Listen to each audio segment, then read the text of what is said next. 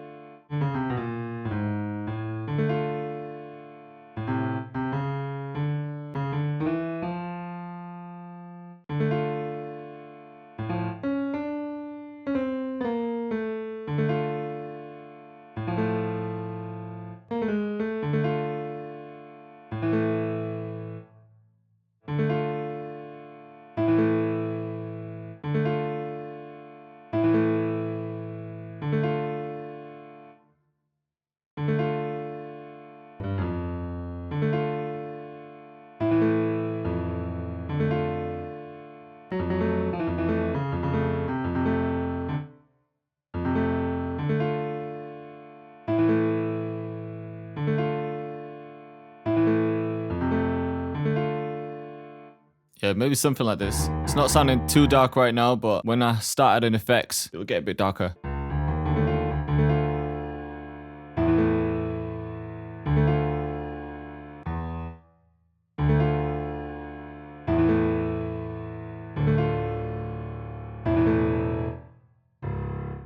In fact, let's add halftime, see how it's sounding then.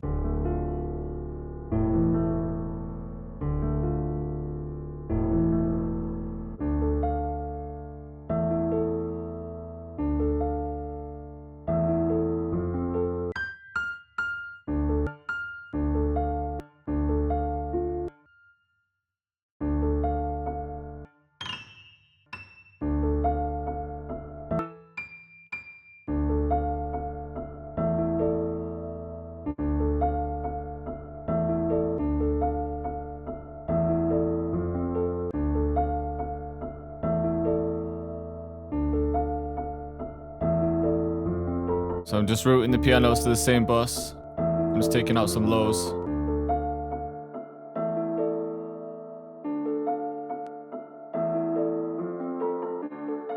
Let's try some cassette.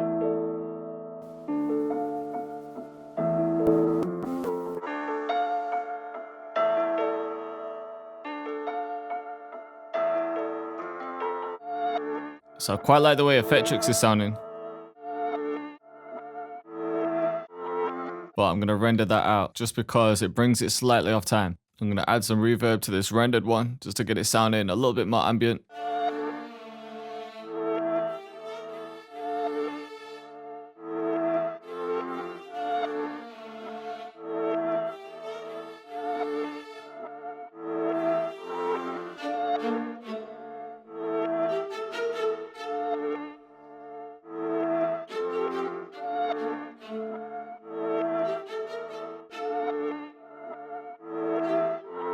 Alright, now I'm thinking, I just want to experiment. Let me try to reverse this.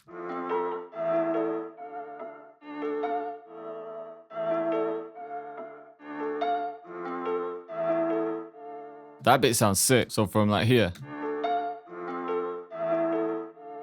Because we've already reversed the piano and then reversed it again. It's like it reverses into itself or something. So I might play around with this.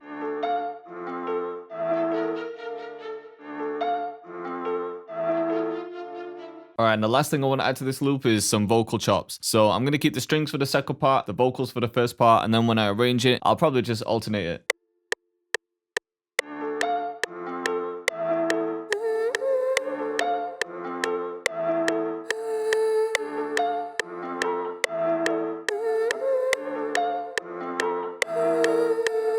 Might actually leave this one out, so it stops it becoming a bit repetitive.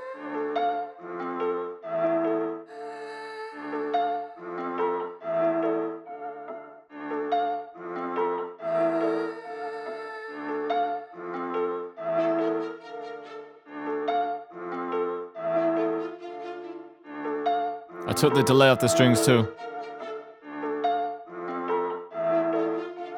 So I think this loop's fine for now. In this session, I just want to come with some ideas. I don't want to overdo it with the loops. I want to save enough space for the artist. And if I need to add anything else to it, once his vocals have been recorded, then I can do it at that stage. So I think this one's cool for now. All right, so for the next one, I still might use some keys, but I found this app in Contact that I want to use. So I'm going to try and think of a progression for this.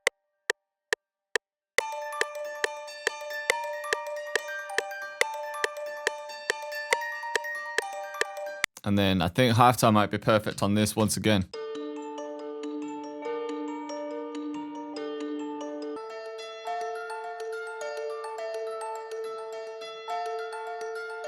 Yeah, I actually rate that. Quick tip for your halftime users. If you set it to 1.5, it actually changes the pitch of the sample and it brings it down 5 semitones. So in this one, I was playing in D minor. Because I've got it set to 1.5, it's actually on A. It's A minor. So if you want it to still be on D, then just pitch it up 5. And let's actually try halftime underneath it, but I'm going to change the mix level. Just giving it a lower layer. And I'm thinking some subtle vocals will fit underneath this one. And I haven't used arcade in a while, so I might throw that in.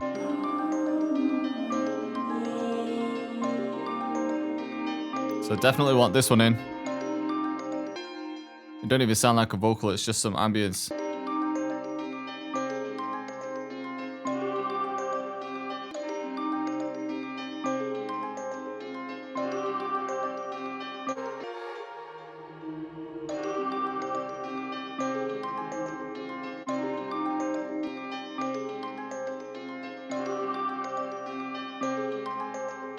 So for this one, I'm even happy with just these 2 sounds. I think that's all it needs for now. Like I said, once I start making the beat, if he likes the loop, then I can add to it. But just to get the foundation there, the idea, then I think that's enough. And because we've got this second layer of halftime, it makes it sound like another instrument because it adds that bottom layer. So what I'm going to do is keep that. I'll keep it on in the first section and have it off for like a verse. So the way I want to structure it is this section here is just going to be the main loop, like the hook. And then when it gets to this part here, this is going to be the verse. So I'm just taking off the bottom layer of halftime and the vocals too. And then just for some variation in the verse, the vocals can come back in.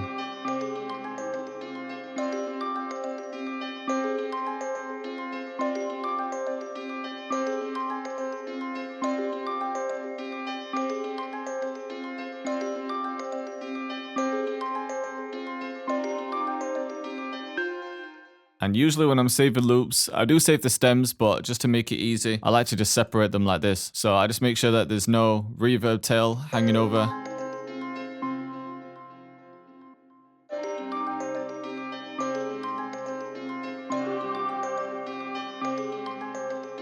Alright, so for the next one, I'm going to go for a completely different vibe. I'm going to start with strings for this one. And I'm using the Jade Ethnic Orchestra Bank in Contact.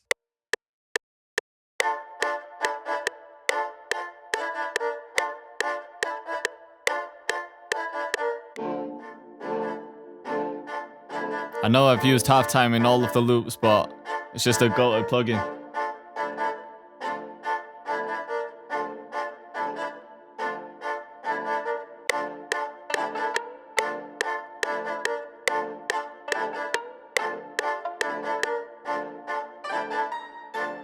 Might double this one up.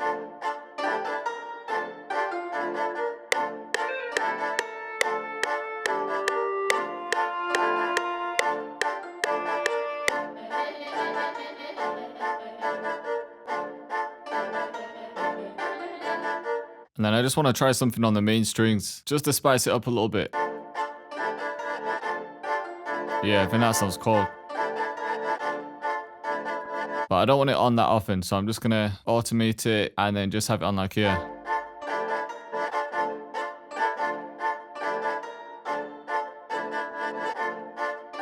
And same again.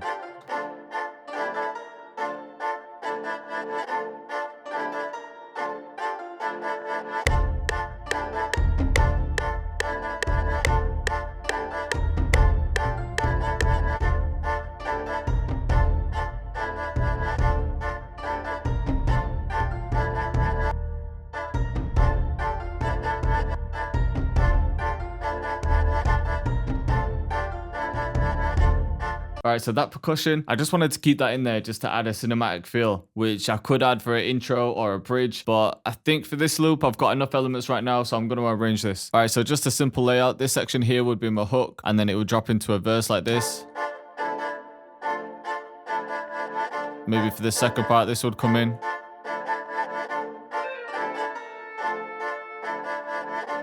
And then maybe for this section, just have the vocals.